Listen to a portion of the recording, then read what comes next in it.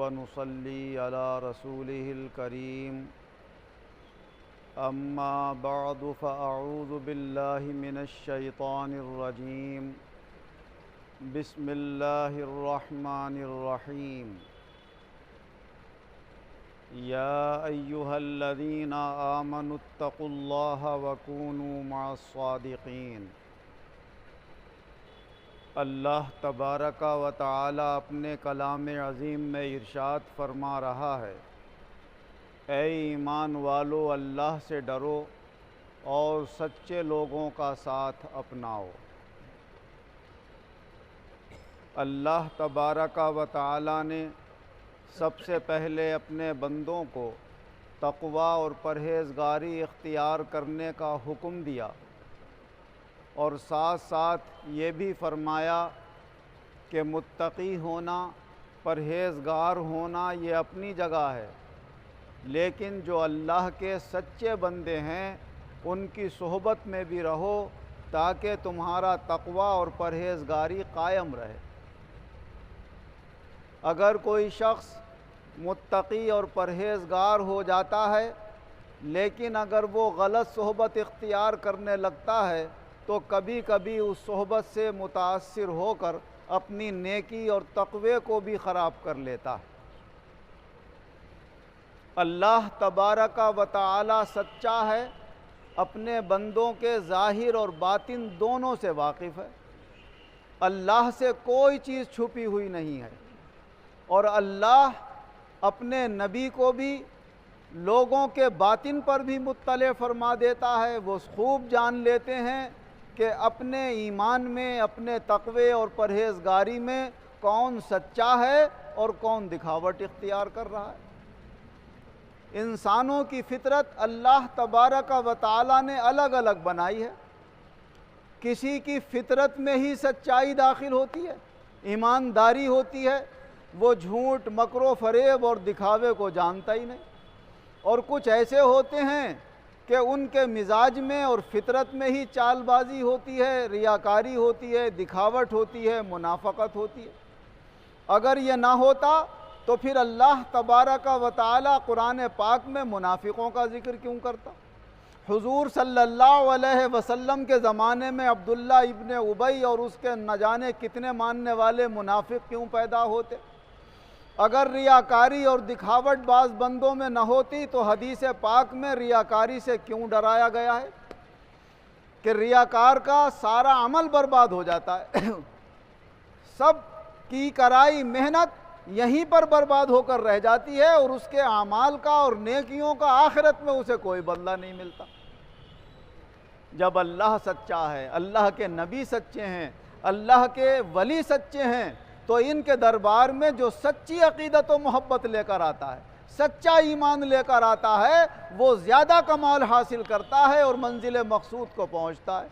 और जिसके अंदर रियाकारी हो, दिखावट हो, मुनाफ़क़त हो, तो वो बजाय फ़ायदा हासिल करने के उल्टा नुकसान में पड़ जाता है।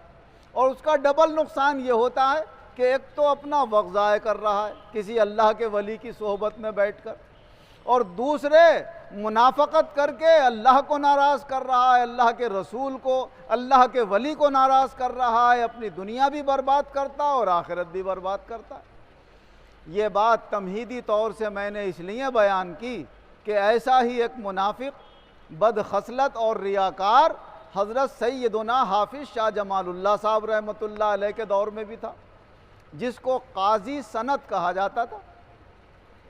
वो हज़रत हाफिज़ शाह जमालुल्लाह साहब रहमतुल्लाह अलैह के दरबार में आकर बैठने लगा और जो लोगों के तौर तरीक़े, मेल जोल, अक़ीदत व मोहब्बत की सूरतें होती थी उनको गौर से देखता रहता था कि कौन कितनी अक़ीदत से पेश आ रहा है, कौन कितनी मोहब्बत से पेश आ रहा है, हज़रत के नाम, अदब व एहतराम से कौन किस तरह ले रहा है। तो ये भी सीख सीख के वैसे ही तरीक़े अपनाता था। उसने ये देखा कि नवाब फैज़ुल्लाह ख़ां हज़रत के बड़े अक़ीदतमंद हैं और अपने नदीमों को, अपने वज़ारा को कभी कभी भेजते रहते हैं हज़रत के पास और दुआओं के लिए कहते रहते हैं। कभी कभी कोई तोहफ़ा भी भेज देते हैं हज़रत के लिए। तो उसने ये सोचा कि मैं सरकारी मुलाजिम तो हुई, काजी था वो अपने वक्त का, बहुत बड़ा आलिम भी था, कि किसी सूरत से मैं नवाब साहब के यहाँ अपना ये मर्तबा साबित कर दूं कि मैं हज़रत के बड़े मुकर्रब लोगों में हूँ, उनके ख़ास नुदमा में हूँ, उनके करीब बैठने वालों में हूँ, ताकि जो नवाब साहब के यहाँ से बड़े बड़े कीमती तोहफ़े और तहाइफ आते हैं वो हज़रत तक पहुँचाने की ज़िम्मेदारी मुझे दे दी जाए। चुनाचे ऐसा ही हुआ कि उसने हज़रत के दरबार से उठकर आहिस्ता आहिस्ता नवाब साहब के यहाँ भी रसाई हासिल करी और वहाँ नवाब साहब को ये जताने की कोशिश करी कि मैं हज़रत के बड़े मुकर्रबीन और बड़े ख़ास लोगों में से हूँ, लिहाजा जो कुछ नवाब साहब तोहफ़े तहाइफ दूसरों के हाथ भेजा करते थे, उनका भाई ये तो हैं हज़रत के पास बैठने वाले, भाई तुम ले जाया करो हज़रत के पास। ये जब हज़रत के पास वो ले जाने लगा तो हज़रत को अल्लाह तबारक व तआला ने इंकशाफ के ज़रिए ये ख़बर दे दी कि ये शख्स जो है ये सच्चा मोतक़िद नहीं है, ये दुनियादार है, बाद में कोई दुनियावी बड़ा फ़ायदा हासिल करने की कोशिश कर रहा है, इसलिए ये आपके पास और नवाब साहब के पास आने जाने की सूरत इख्तियार कर रहा है। तो हज़रत ने कोई नाम न लेकर एक गायबाना जुमला बयान फरमाया, भाई फ़कीरों के पास जब कोई आकर बैठे तो साफ़ सुथरा दिल लेकर आए, अल्लाह की रज़ा के लिए बैठे। अल्लाह के फ़कीर जो होते हैं वो दुनिया के तालिब नहीं होते और दुनिया के तालिबों को पसंद भी नहीं फरमाते। वो समझ गया कि ये सारे जुमले मेरे ऊपर फिट हो रहे हैं, पानी वहीं मरता कहते हैं जहाँ पर गड्ढा होता है। आम बात कही जाती है, मगर जिस आदमी में कमी होगी वो ये समझेगा कि ये शायद मेरे लिए कही जा रही है। वो ये ख्याल करने लगा कि ये बात मेरे ऊपर मारी जा रही है और हज़रत समझ गए। अब हज़रत के यहाँ से कोई दुनियावी फ़ायदा तो हो नहीं पाएगा। एक दिन हज़रत हो सकता है कि खुलकर भी नवाब साहब से मना कर दें कि ये तोहफ़े तहाइफ जो हैं इसके हाथ न भेजा जाए। एक दिन हज़रत ने फरमाया भी, बल अंतुम बिहदियतिकुम तफरहून। जब वो तोहफ़े लेकर आया नवाब साहब के यहाँ से तो हज़रत ने फरमाया, भाई ये तोहफ़े तहाइफ से हम खुश नहीं होते हैं, तुम लोग खुश होते होगे इससे। तो उसने ये सोचा कि अब तोहफ़े हज़रत तो कबूल कर नहीं रहे, मगर नवाब साहब के यहाँ से तो आते ही हैं। नवाब साहब के यहाँ से लाता रहा और अपने घर पहुँचाता रहा कि नवाब साहब ये समझेंगे हज़रत के यहाँ चले गए और हज़रत ये समझेंगे कि नवाब साहब ने भेजना बंद कर दिए होंगे, इसने जाकर कह दिया होगा कि हज़रत तोहफ़े से कुछ नहीं होते। तो फिर हज़रत ने उसे तंबीह फरमाई, अरे भाई ये तरीक़ा ख़यानत का जो है ये दुरुस्त नहीं है। हज़रत को पता चल गया कि ये ख़यानत कर रहा है, ख़यानत अल्लाह को बहुत नापसंद है। तो अब उसने कहा यार कोई सूरत ही अब समझ में नहीं आ रही है, अब हज़रत के मर्तबे को गिराने की कोशिश करूं, मगर बेवकूफ़ ये भूल गया कि जिसका मर्तबा अल्लाह बढ़ाए, एक मामूली बंदा और मुनाफिक उसका मर्तबा क्या गिरा सकता है? क्या बंदे के बस की ये बात है? बहुत से लोगों के जहन में ये बातें आ जाती हैं कि शायद ये हमारी वजह से इज़्ज़तदार हो रहे हैं, हम चाहें तो इन्हें बेइज्जत भी कर सकते हैं। तो फिर कुरान की आयतें तो गलत लिखी हुई हैं, व तो इज़्ज़ो मन तशा व तो ज़िल्लो मन तशा। जिसे तू चाहता है इज़्ज़त अता फरमाता है, जिसे तू चाहता है ज़िल्लत देता है। बियदिकल खैर इन्नका अला कुल्लि शैइन क़दीर, सारी खैर तेरे ही कब्ज़े में है और तू हर शय पर कुदरत रखने वाला है। तो इज़्ज़त और ज़िल्लत का मालिक तो अल्लाह है, बंदा तो एक पर बराबर भी कुछ ऊँच नीच नहीं कर सकता। मगर वो क्या जाने, जिनके दिलों में सच्चाई नहीं होती है उनके दिलों पर पर्दे पड़ जाते हैं और हक़ाइक़ उनकी नज़रों से ओझल हो जाते हैं। तो उसने उस वक्त के एक और बुज़ुर्ग के पास आना जाना शुरू किया और उन्हें बहकाया और बरगलाने की कोशिश करी कि हाफिज़ साहब रहमतुल्लाह अलैह तो अपने नामों के साथ ऐसे ऐसे ऊँचे अलक़ाब व आदाब लगा रहे हैं जो गौसे आज़म लगाते थे और उनके मुरीद उन नामों से उन्हें याद कर रहे हैं। और एक पर्चा हज़रत के मुरीद का लिखा हुआ जिसमें हज़रत के अलक़ाब व आदाब बड़ी इज़्ज़त के साथ लिखे हुए थे, वो ले जाकर भी उनको दिखाया कि देखो अपने मुरीदों से ये कहलवाते हैं अपने आप को ये। तो बुज़ुर्ग की भी कुछ समझ में आ गया ऐसा कि उन्होंने कहा अच्छा हम देखेंगे इनको और हम तैयार करते हैं लोगों को।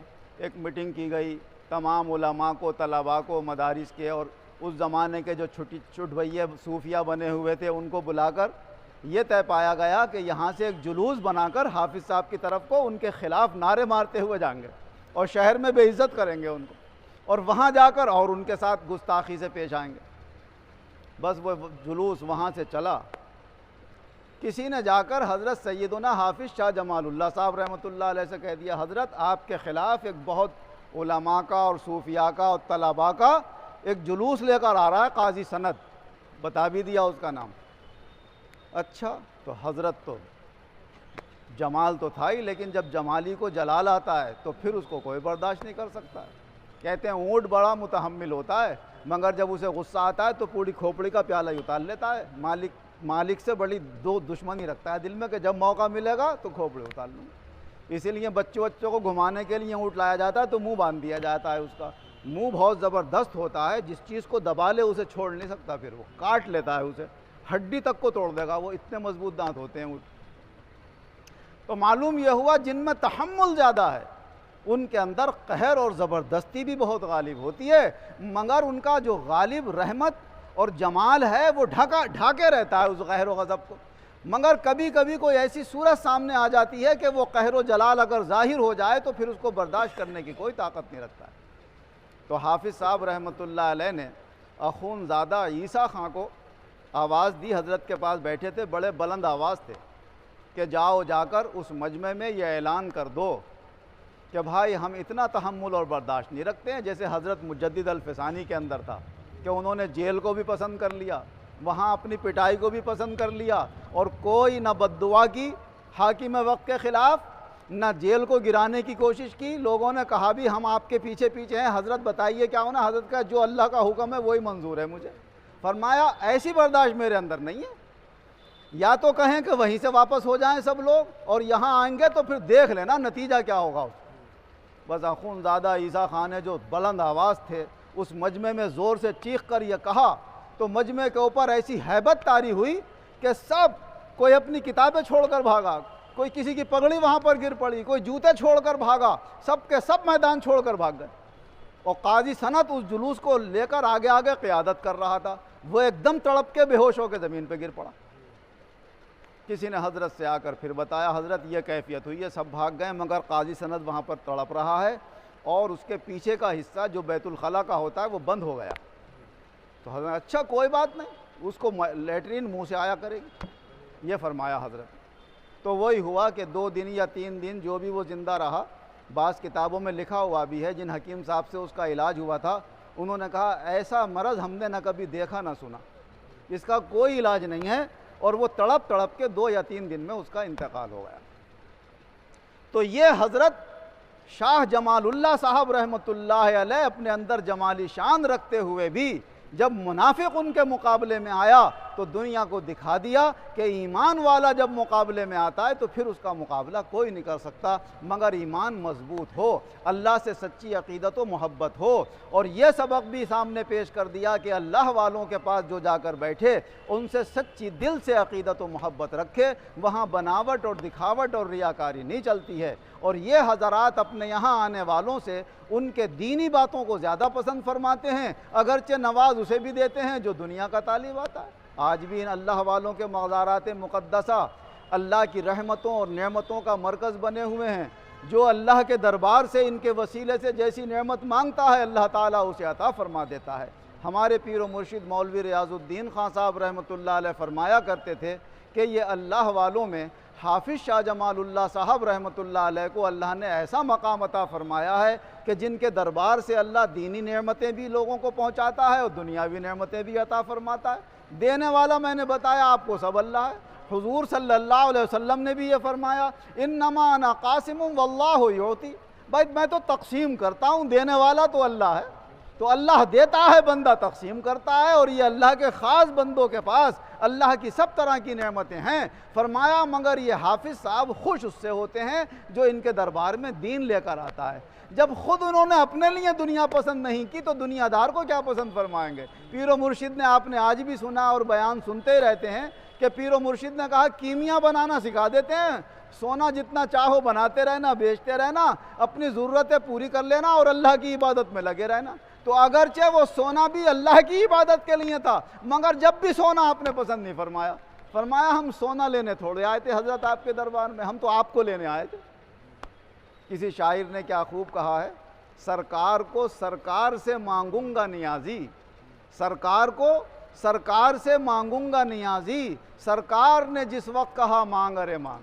सरकार अगर मुझसे कहेंगे मांग ले क्या मांगता है, तो कहूँगा सरकार बस आप मेरे हो जाएं। जैसे कि हारून रशीद बादशाह ने कीमती कीमती सामान रखकर अपने ग़ुलामों से कहा कि जो जिस सामान पे हाथ रख देगा वो उसका हो जाएगा। किसी ने हीरे पे हाथ रखा, किसी ने सोने पे हाथ रखा, किसी ने कपड़ों पे हाथ रखा, किसी ने रुपए पैसे पे हाथ रखा। एक बांदी आई और हारून रशीद पे हाथ रख दिया उसने। अरे भाई ये क्या कर रहे हो? कि हजरत आपने फरमाया कि यहाँ जो चीज़ मौजूद है उसमें से जिस पर जो हाथ रख देगा उसकी हो जाएगी, मुझे तो आप चाहिए। तो जो गहरी नज़र से देखने वाले, पहचानने वाले होते हैं, वो कहते हैं जो सब नेमतों का मालिक है, जब वो हमें मिल जाएगा तो फिर हमें क्या ज़रूरत है कि हम ये लें या वो लें। सब एक एक नेमत लेंगे, और जिसने नेमत वाले को ले लिया उसने सब तरह की नेमतें ले ली। तो ये नज़र अल्लाह तबारक व तआला अपने किसी किसी बंदे को अता फरमाता है। हज़रत सैयदना हाफिज़ शाह जमालुल्लाह साहब को अल्लाह ने वो नज़र अता फरमाई कि अपने पीर व मुर्शिद से फरमाया कि हमें तो आपकी ज़ात चाहिए, मगर ज़ात आसानी से नहीं मिलती है, खाली ज़बान से कह देने से नहीं मिलती है। ज़ात हासिल करने के लिए जिसकी ज़ात चाहिए उसकी ज़ात में अपनी ज़ात को फ़ना करना पड़ता है। तो हाफिज़ शाह जमालुल्लाह साहब रहमतुल्लाह अलैह ने 12 साल या 24 साल अपने पीर व मुर्शिद की ज़ात में अपने आप को ऐसा फ़ना रखा कि अपना भी ख्याल नहीं कि मैं क्या कर रहा हूँ, कहाँ कर रहा हूँ, कहाँ खड़ा हूँ, कहाँ नहीं खड़ा हूँ। जब फ़ना कर दिया तब पीर व मुर्शिद हासिल हुए। ज़ात मिलती है उसे, ज़ात जो खो देता है, और तह में वही जाता है जो ख़ुद को डुबो देता है। अल्लाह तबारक व तआला हाफिज़ शाह जमालुल्लाह साहब रहमतुल्लाह अलैह के सदक़े में हमें और आपको भी अल्लाह अपनी ज़ात का तालिब बनाए, अपने मुर्शिदीन किराम की ज़वात का तालिब बनाए, और दुनिया की हवस और लालच अल्लाह हमारे दिलों से दूर फरमाए। आमीन व आखिरु दावाना अनिल हम्दुलिल्लाहि रब्बिल आलमीन। अल्हम्दुलिल्लाहि रब्बिल आलमीन वल आक़िबतु लिल मुत्तक़ीन वस्सलातु वस्सलामु अला खैरि खल्क़िही मुहम्मदिन व आलिही व अस्हाबिही अजमईन। ऐ अल्लाह, ये दुनिया तरह तरह की चमकदार सूरतें हमारा पीछा करती है, इसके पीछा करने से हमारी हिफाजत फरमा। ऐ अल्लाह, जो तुझे पसंद हो, तेरे रसूल पाक सल्लल्लाहु अलैहि वसल्लम को पसंद हो, हमारे अहले सिलसिला को पसंद हो, वही हमारी पसंद बना और उसे बआसानी इख्तियार करने की तौफ़ीक़ अता फरमा। जो तुझे पसंद, तेरे रसूल सल्लल्लाहु अलैहि वसल्लम को नापसंद हो, तेरे इन मकबूल बंदों को नापसंद हो, वो हमारे लिए नापसंद बना और उससे बआसानी बचने की तौफ़ीक़ अता फरमा। हम सब हाज़िरीन की जायज़ मुरादें पूरी फरमा, सबकी उलझने परेशानियाँ दूर फरमा, सबके घरों में चैन सुकून पैदा फरमा। शैतान के वसवसों से, नफ्स के शरारत से, फासिद ख़यालात से तमाम मुसलमानों के घर वालों की और हम सब की हिफाजत फरमा। जो बीमार हैं उन्हें शिफा अता फरमा, जो कर्ज़दार हैं उन्हें कर्ज़ों से नजात अता फरमा, जो बेरोज़गार हैं उन्हें अच्छे रोज़गार अता फरमा, जो बरसरे रोज़गार हैं उनके रोज़गारों में खैर व बरकत और तरक्कियाँ अता फरमा। हमारी दुनिया भी कामयाब बना और ईमान और इज़्ज़त के साथ हमारी आखिरत भी कामयाब फरमा। आमीन बिजाहिन नबील करीम व बिहुर्मति साइरिल मुर्शिदीन व सल्लल्लाहु तआला अला खैरि खल्क़िही मुहम्मदिन व आलिही व अस्हाबिही अजमईन बिरहमतिका या अरहमर राहिमीन।